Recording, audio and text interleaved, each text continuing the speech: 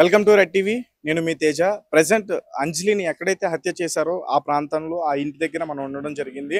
And recent గా దీనికి సంబంధించి పగిళ్ళ శివ ఎవరైతే నిందితుడు ఉన్నారో ఆ ఈ అంజలిని హత్య చేయడంలో కీలకంగా మారిన వ్యక్తి 19 సంవత్సరాలు ఉన్న పగిళ్ళ శివ వాళ్ళ తల్లి ఇష్టానుసారంగా మాట్లాడుతుంది. అంటే ఒక కన్న కొడుకు అంత హత్య చేశాడు. ఒక ప్రాణాలను తీసేశాడు. కనీసం దాని గురించి ఆమె ఆలోచించకుండా మా కొడుకు చేసింది కరెక్టే. అంజలిని అలా చేయడమే కరెక్ట్ అంటూ కూడా బెయిల్ ఇచ్చి మేము బయటికి తీసుకొస్తాం అంటూ కూడా ఆమె మాట్లాడే ప్రయత్నం చేస్తుంది. అండ్ దీనికి సంబంధించి ఆమె పైన కూడా కేసు నమోదు చేయాలంటూ కూడా చాలా మంది మాట్లాడడం జరుగుతుంది. ప్రస్తుతం మనతో పాటు మాట్లాడడానికి ఒక వ్యక్తి ఉన్నారు. ఆయనతో మాట్లాడదాం. సార్ చెప్పండి, అంటే ఇప్పుడు ఆ తల్లికి కనీసం బాధ లేకుండా తన కొడుకు చేసిన దాన్ని సమర్థించడం ఎంతవరకు కరెక్ట్ అంటారు? అండ్ మీరు కూడా కేసు పెట్టడానికి ప్రయత్నిస్తున్నారంటున్నారు. ఆల్రెడీ కంప్లైంట్ లెటర్ ఇచ్చాము మేము. సంబంధిత జీడిమెట్ల పిఎస్‌లో సీఐ గారికి చెప్పాము. మేము చట్టపరమైనటువంటి చర్యలు తీసుకుంటామని చెప్పారు. నేనేమంటున్నానంటే, ఆమెని పోలీస్ స్టేషన్‌లో ఇప్పుడు తన కూతురు పోయింది. పోయినప్పుడు ఎక్కడికి పోయిందో ఏంటనే మిస్సింగ్ కేస్ పెట్టినప్పుడు, నీ కొడుకు దగ్గర ఉన్నప్పుడు వచ్చి నీకు కూడా కౌన్సెలింగ్ ఇచ్చుంటారు పోలీసోళ్ళు. అది కడుపులో పెట్టుకొని ఆమె చచ్చిపోయింది. ఆమె డెడ్ బాడీ ఇంకా కాటికి కూడా ఎళ్ళక ముందే నువ్వు ఆమె అప్పుడు కరెక్టే అని చేయడం వల్ల ఎంతవరకు కరెక్టు? కాబట్టి ఆమె మాట్లాడినటువంటి మాటలు సమాజాన్ని ఎంతో అంటే ఆమె కనపడితే ఇంగ దీన్ని కూడా కొట్టాలి అనేటువంటి కామెంట్స్ చేస్తా ఉన్నారు జనాలు. సో మేమేమంటున్నాం అంటే, చదువుకున్నటువంటి వ్యక్తులుగా అమ్మ నీకు తెలియకపోతే తెలుసుకో. నీ ఇంట్లో ఒక బిడ్డ ఉంటేనో, లేకపోతే నీ ఇంట్లో పిల్లల ఈ విధంగా చేసి ఉంటే నీకు తెలిసేది ఆ బాధ. ఇప్పుడు అదే నీ కన్న కొడుకే నిన్ను ఈ విధంగా చంపి ఉన్నాడు అనుకో, నువ్వు ఎంత బాధపడేదానివి? అరే ఒక పక్కన ఆమెకు అంజలికి భర్త లేడు, ఓకేనా? ఓ కన్న బిడ్డనే ఈ విధంగా తనని చంపేసింది అని సమాజం మొత్తం శోకసంద్రంలో ముంగి అంత దుఃఖిస్తా ఉంటే, అవును చంపుడు కరెక్టే అని చేసే ఇటువంటి స్టేట్మెంట్లు చేస్తే దీంట్లో నీ భాగమే ఉందా అనేటువంటి అనుమానాలు కూడా సమాజం నుంచి వస్తాయి. ఇప్పుడు ఆమె చెప్తుంది కదా, నేను నా కొడుక్కి బెయిల్ ఇచ్చుకొని కొన్ని రోజుల తర్వాత బయట తెచ్చుకుంటా అని. ఆమె బెయిల్ ఏమనగానే జడ్జి గారు ఏమో చుట్టమా? కాదు కదా. జడ్జి గారు లేకపోతే చుట్టమేం కాదు కదా. చట్టం తన పని తను చేసుకొని పోతుంది. ఎవరి హత్య చేశారు? వాళ్ళ పాప చేసిందా? శివగాడు చేశాడా? శివ వాళ్ళ తమ్ముడు చేశారా? వీళ్ళ అమ్మ హస్తం ఏమైనా ఉందా అని చక్కగా పోలీసు వాళ్ళు డిపార్ట్మెంట్ల పైన మాకు నమ్మకం ఉన్నది. ఇన్వెస్టిగేషన్ చేస్తారు వాళ్ళు. తగిన అంటే ఏమంటారు, చట్టం ఏ పని చేయాలో ఆ పని చేస్తుంది. కోర్టు ఎటువంటి శిక్ష వేసినా వాళ్ళ ఆ శిక్షకు 100% జైలుకి బొక్కలోకి పోవాల్సిందే.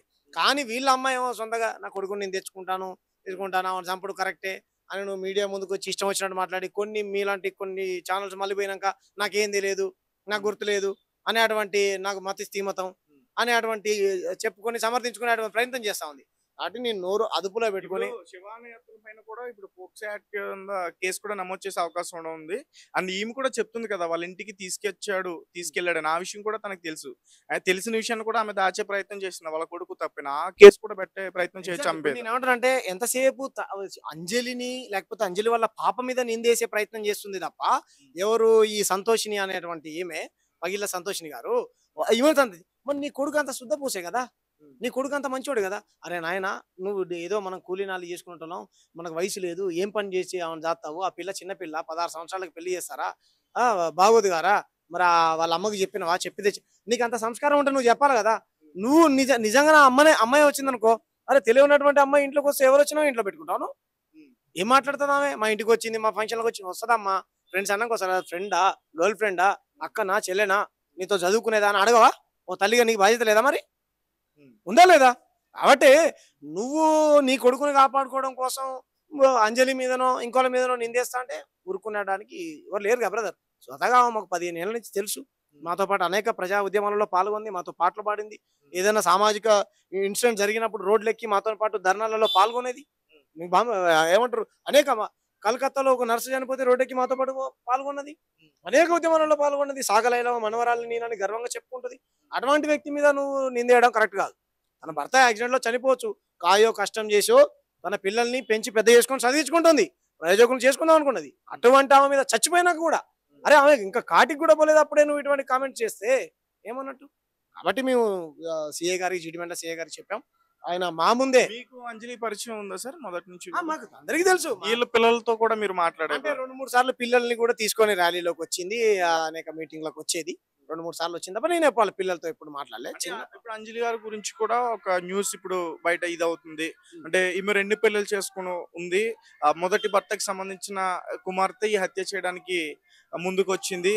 ఆ కుటుంబానికి సంబంధించిన కలహాలు కూడా ఇందులో ఉన్నాయంటూ కూడా చెప్తున్నారు. లేదు తప్పు బ్రదర్. ఇప్పుడు ఆమె తెలిసి చెల్లిని చిన్న పిల్ల. తండ్రిని అంజలి చంపలేదండి. మీరు బాగా గుర్తుపెట్టుకోండి. మొదటి భర్త తండ్రిని ఎవరైతే ఉన్నారో ఆయన చంపలే. ఆయన అనారోగ్య కారణంగానో లేకపోతే అలా పర్సనల్ ఏదో వేరే విషయాల వల్ల తనంతట తాను చనిపోయాడు అంతే. పైగా ఆయన ఆత్మహత్య చేసుకున్నాడు. మొదటి భర్త అయితే చనిపోయాడు. చనిపోయాడు. పక్క. పక్కా. చనిపోయాడు ఆయన. లేడని మాకైతే అంజలి చెప్పేది. రెండో భర్త కూడా మొన్న రీసెంట్ గా యాక్సిడెంట్ అయ్యి బాచుపల్లి దగ్గర చనిపోయాడు. ఆ రోజు రెండో భర్త కుమార్తె ఇప్పుడు ఎవరైతే ఇక్కడ సీన్ అంతా జరిగిందో, ఇన్సిడెంట్ జరిగిందో దాని గురించి బయట చెప్పి, అలాగే వాళ్ళ అమ్మగారికి అంత్యక్రియలన్నీ కూడా పూర్తి చేసిన ఆమె రెండో భర్త కూతురు. అవును. అవును. అవును. రెండో భర్త కూతురే. ఇద్దరిని కన్న పిల్లలా చూసుకునేది బ్రదర్. అటువంటి ఆమె దగ్గర ఎటువంటి తేడాలు ఏం లేదు. ఓకేనా? ఆమె అని ఈమెని అలా ఏం చూసేది కాదు. ఈ పిల్ల ఏందనంటే ఇప్పుడు నీకు తెలిసి తెలియని వయసులో ఎక్కడో ఇన్‌స్టాగ్రామ్‌లో పరిచయం అయినతోని 2 రోజులు పోతేనే కన్న తల్లి నిన్ను తనకెంత ప్రేమ ఉంటది. కోప్పడే ఓ మాట నిందే అనుకో, కోప్పడే ఓ మాట తిట్టిందనుకో, మనమైతే మన పిల్లల్ని కొట్టమా? తిట్టమా? మంచి కోసమే కొడతాం కదా! మంచి కోసమే తిడతాం కదా! కదా! కాబట్టి ఇది కరెక్ట్ కాదు బ్రదర్. అన్న అంటే ఈ ఇప్పుడు ఏదైతే జరిగిందో ఇన్సిడెంట్ లో పోలీసుల యొక్క నిర్లక్ష్యం కూడా కనిపిస్తా ఉందని చెప్తున్నారు. నిజమంటారా? అంటే అంజలి తన పాప ఎళ్ళినప్పుడు ఎవరైనా సరే తల్లి సహజంగా కన్న కూతురు మిస్ అయినప్పుడు కంప్లెయింట్ చేస్తది కదా బ్రదర్. నీకో నాకో బిడ్డలుంటాయి. తప్పుగా అనుకోకండి మీరు. ఎవరికో కన్న బిడ్డలుంటే మా బిడ్డ ఇలా చేసిందని ఊర్లోకి చెప్పుకుంటామా? చెప్పుకోం కదా! సంబంధిత పోలీస్ స్టేషన్‌కెళ్ళి కంప్లెయింట్ ఇచ్చిన మాట వాస్తవం.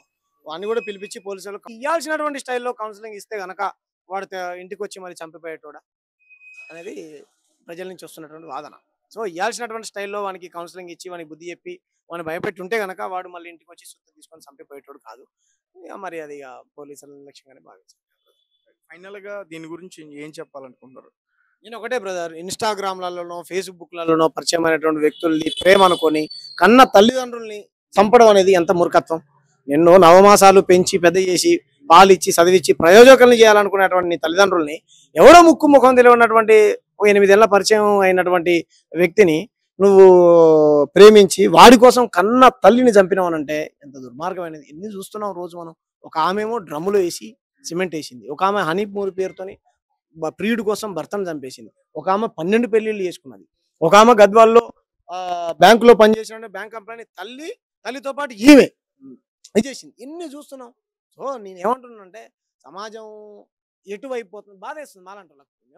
ఓ మంచి విలువలతో కూడినటువంటి సమాజాన్ని నిర్మించాలి అనుకున్నప్పుడు ఫస్ట్ ఆఫ్ ఆల్ మన సమాజంలో ఒక అవేర్నెస్ ప్రోగ్రామ్స్ లాంటి ప్రభుత్వాలు చేయాలి. ఇంత దారుణంగా చచ్చిపోయిన తర్వాత కూడా వాళ్ళ అమ్మ సింపుల్ గా మా కొడుకుని తీసుకొచ్చుకుంటున్నాం అంటుందంటే మన చట్టాల పట్ల వ్యవస్థ పట్ల ఆమెకు అవగాహన లేకపోవడమా, లేకపోతే చదువు లేకపోవడమా, తెలియకపోవడమా అయి ఉండొచ్చు. చదువు రాని వాళ్ళందరూ ఏమంటారు ఇంట్రెస్పెక్ట్ గా ఉంటారని నా ఉద్దేశం కాదు. కానీ ఇంత ధైర్యంగా సమాజం మొత్తం నేను దుఃఖంలో మునిగిపోతే చంపడం కరెక్టే, మా కొడుకులు ఆమెను అట్టనే చంపాలి అనేటువంటి రీతిలో మళ్ళీ ఆమె నవ్వుకుంటూ మాట్లాడుతుంది. ఇంత కూడా బాధ లేదు. అరే మా వాళ్ళు చేసిన తప్పే అనేటువంటి ఇది కూడా లేదు. కొడుకుని వెనకేసుకొస్తుంది, సమర్థిస్తుంది. ఎలా చెప్పు? కాబట్టి మేమేమంటున్నాం అంటే ఆమె పైన కూడా చట్టపరమైనటువంటి చర్యలు తీసుకోవాలి, కౌన్సిలింగ్ ఉండాలి. ఇటువంటి తప్పులు దయచేసి యువత గాని యువకులు గాని మీరు ఎవరు కూడా చేయకుండా ఉండండి. Thank you so much brother. మీరు చెప్పండి అంటే ఇప్పుడు అంజలి మీద చాలా నెగిటివిటీ వస్తుంది, ఆమె తప్పులు కూడా చాలా ఉన్నాయంటూ కూడా దాని గురించి కూడా చాలా మంది మాట్లాడే ప్రయత్నం చేస్తారు. సో ఏంటి మీరు అంజలితో మీకు కొంచెం క్లోజ్ కాబట్టి ఆమెతో కలిసి మీరు వర్క్ చేశారు కాబట్టి మీరేం చెప్తారు దాని గురించి? మా అక్క లాంటిది అంటే తప్పుగా అంటే ఏమొస్తుంది? మీరు సమాజం నుంచి మీకు ఎటువంటి ప్రశ్నలు వస్తున్నాయి చెప్పండి, నేను చెప్తాను. అంటే కూతుర్ని పెంచిన విషయంలో ఆమె కూడా కొంచెం అశ్రద్ధ చేసింది అనేది ఎలా అయిపోయిందంటే బ్రదర్, వాళ్ళది తెలిసి తెలియని వయసు. ఇప్పుడు ఆమె రెక్కల కష్టం చేసుకొని ఏదో కాయ కష్టం చేసుకొని తల్లి పొద్దున్నే ఏదో పనికి పోయి పొద్దంతా కష్టపడి సాయంత్రం ఇంటికి వస్తుంది. పిల్లలు స్కూల్కి వెళ్ళి తర్వాత ఏమంటారు చదువుకున్నంతసేపు చదువుకొని స్కూల్ అయిపోయిన తర్వాత కొద్దిసేపు ఆడుకొని ఇంటికి వస్తారు అనుకుంటారే తప్ప వీళ్ళు ఎవరితో మాట్లాడుతున్నాడో ఏందో చూసే ప్రయత్నం చేస్తారు. పిల్లలు ఎలా అయిపోయింది, ఫోన్ ఇవ్వకపోతే నువ్వు ఇస్తావా ఇవ్వవా, నేను అన్నం మానేస్తా, ఇటువంటి మంకు చేష్టలు చేస్తారు. సో ఆ క్రమంలో ఫోన్ ఇచ్చే ఉంటుంది అనుకో, ఇన్స్టాగ్రామ్లో సరే ఎవడో నెలగొండ శివనో ఎవరోనో చాట్ చేసింది అనుకో. కానీ కూతురు ఇలా నాశనం కావాలని ఎవరు కోరుకోరు కదా.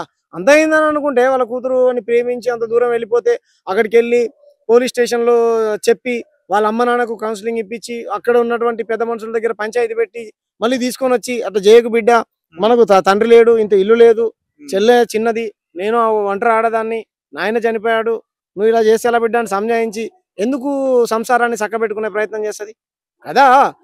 సమాజంలో నోరు ఒంటరిగా బతికే ఆడదానికంటే అందరికీ ఒక అలుసు.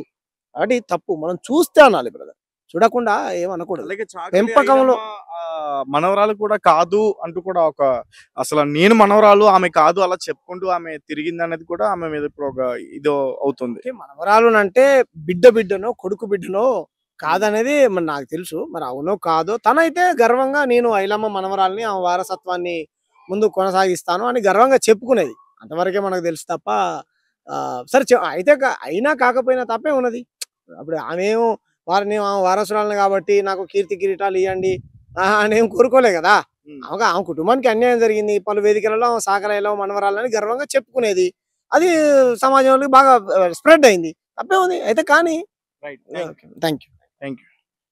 సో గైస్ చూసారు కదా, మొత్తానికి ఇన్స్టాగ్రామ్ లో 8 నెలల పరిచయం, దాని తర్వాత ప్రేమగా మారటం, వాళ్ళిద్దరూ ఇంట్లో నుంచి పారిపోదనే ప్రయత్నం చేయటం, ఒక పక్కేమో వీళ్ళ అమ్మ కూడా వాళ్ళకి సహకరించిందని ఒక విషయం బయటకు రావటం, అలాగే ఈ విషయం కాస్త ఇప్పుడు ఎవరైతే పగిళ్ళ శివ వాళ్ళ అమ్మ మాట్లాడుతుందో ఆమెకు కూడా తెలుసు.